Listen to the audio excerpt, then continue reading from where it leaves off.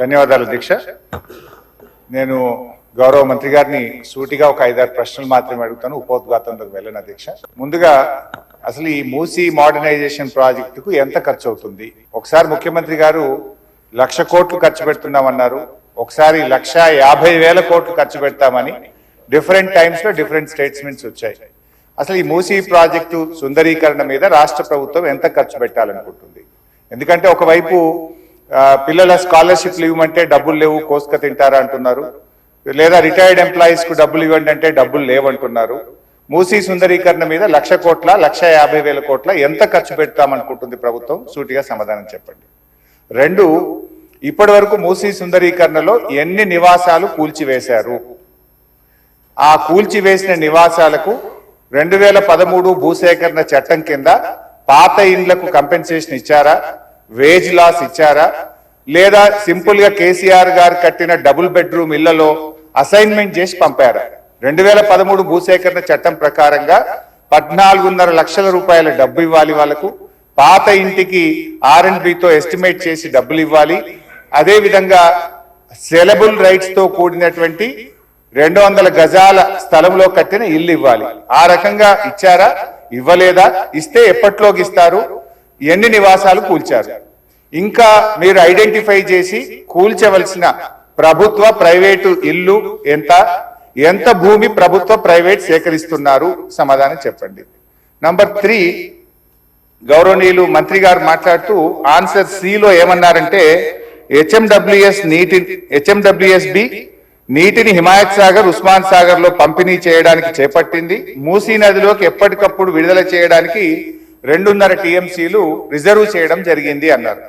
అంటే స్వచ్ఛమైన గోదావరి జలాలను మూసీలో వదులుతామన్నారు, సంతోషం. మరి ఈ 2.5 టీఎంసీల గోదావరి జలాలు ఎక్కడి నుంచి తెస్తున్నారు? గత ప్రభుత్వం కాళేశ్వరంలో భాగంగా నిర్మించిన మల్లన్న సాగర్ నుంచి నీళ్లు మూసీకి తెస్తున్నారా, ఇంకెక్కడి నుంచైనా గాల్లో నుంచి తెస్తున్నారా?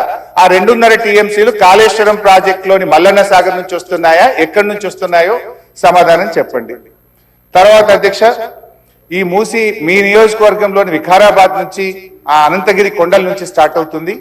గత ప్రభుత్వం మూసీలోకి మురికి నీరు రాకుండా ఉండాలని దాదాపు 32 ఎస్టీపీలు కట్టాం. అందులో ఒకటి మన వికారాబాద్ దగ్గర కూడా ఒక ఎస్టీపీ కట్టాం. ఇవాళ ఆ ఎస్టీపీని మెయింటైన్ చేయక మోటార్లు బీకేసిండ్రు, గడ్డి పెరిగింది.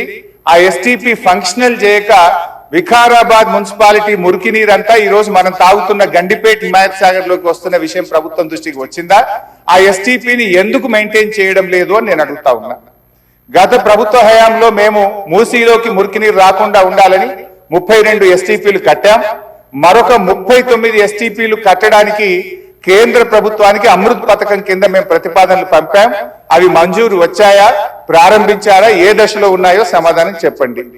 తర్వాత అధ్యక్ష, చివరి క్వశ్చన్, మరి మొన్న వరదలు వచ్చినప్పుడు మూసీ గేట్లు ఒకేసారి తెరిచి ఉద్దేశపూర్వకంగా ప్రజల ఇళ్లు మునిగిపోవాలి, రోడ్లు మునిగిపోవాలని ఈ ఉద్దేశపూర్వకంగా గేట్లు ఎత్తి ముంపు గురి చేసిన విషయం ప్రభుత్వం దృష్టికి వచ్చిందా? ఎందుకంటే పైన ఎంత వర్షం పడుతుంది, ఫ్లడ్ ఎంత ఉన్నదో చూసుకొని ముందే గేట్లు కొద్దిగా ఎత్తితే స్లోగా గ్రాడ్యువల్ గా ఫ్లడ్ బయటకు పోతుంది.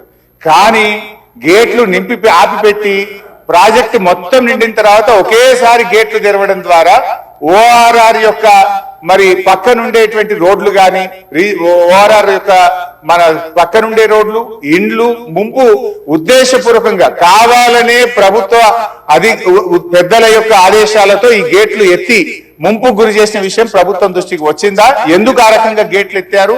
ఒకవేళ ప్రభుత్వానికి ఆ ఉద్దేశం లేకపోతే ఆ అధికారుల మీద ఏమైనా చర్యలు తీసుకున్నారా? సూటిగా సమాధానం చెప్పాలని చెప్పి నేను కోరుతా ఉన్నా అధ్యక్ష.